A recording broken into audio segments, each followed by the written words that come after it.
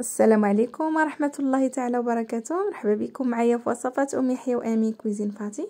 اليوم بغيت نشارك معكم هذا العسل اللي كيجي زوين بزاف. غنحضروه غير بسكر سنيده. كنتمنى يعجبكم الفيديو، بقاو معايا حتى لاخر الفيديو نتعرفوا على المكونات وطريقه التحضير.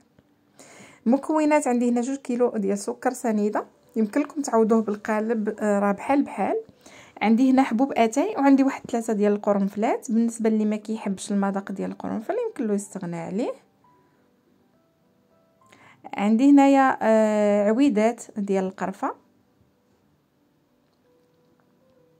وعندي دي طرونش ديال الحامض. هنا عملت نصف حامضه. عندي هنايا الملح، وعندي واحد 2 حبات ديال المسكه الحره. بالنسبه للملح راه هنا غير راس معلقه، راه غير التصوير كيبان زعما بزاف. كتعدل الذوق وكيجي المذاق ديال العسل زوين.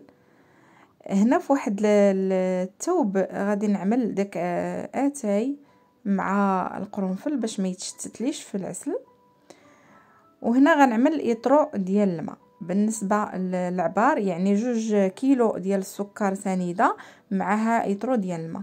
كنعمل المكونات ديالي كاملين في هذاك الماء، القرنفل مع اتاي والقرفه والحامض، وغادي نضيف لهم سكر سنيده. كما قلت لكم يمكن لكم تعوضوه بالسكر ديال القالب اللي كنعرفوه، راه بحال راه نفس الشيء.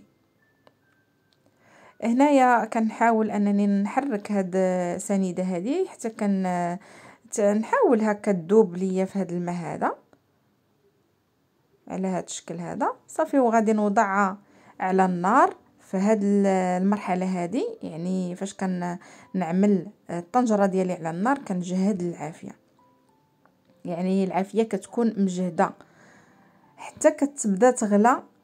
يغلى هاد العسل، يعني على هاد الشكل هذا كنشوفوه كيغلى،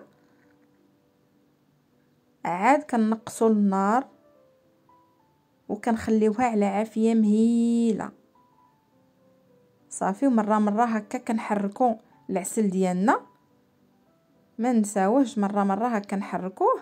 وضروري نبقاو نشوفوا الحامض الا بالنا باقي ما تكاراميليزاش، يعني باقي خضر، فراه مازال ما طاب.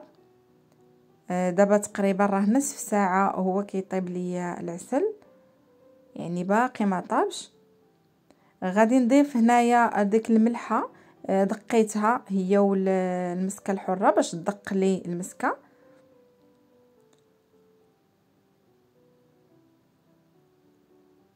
وكنبقى نحرك هنا باش تعرفوا بان طاب العسل. انا تقريبا راه عليني طيب، هانتوما يعني رجع ليا الحامض كاراميليزي، اللون ديالو مذهب. وفاش كان نجهد البوطه كيبقى يعطيني هذا الرغوه هذه. فهنا صافي راه العسل ديالي عليني طيب. هانتوما كيف ما كتشوفوا هنايا فاش كنقص النار، هانتوما كيفاش كيرجع. هانتوما يعني غير كنقيسو هكا بالمعلقه ولا كيبقى يعطيني هاد بحال الرغوه على هاد الشكل هذا. وكيبان لكم بان الحامض صافي طاب. بالنسبه للوقت اللي خدا لي ساعه و10 دقائق نيشان كان واجد العسل ديالي صافي. هنا غادي نطفي عليه النار صافي ونخليه حتى يبرد باش نصفيه. هنايا هانتوما العسل كيفاش كيجي، راه ناجح 100%. غير جربوه واكيد انه غادي ينجح معاكم، راه ساهل وما كنسدش عليه نهائيا.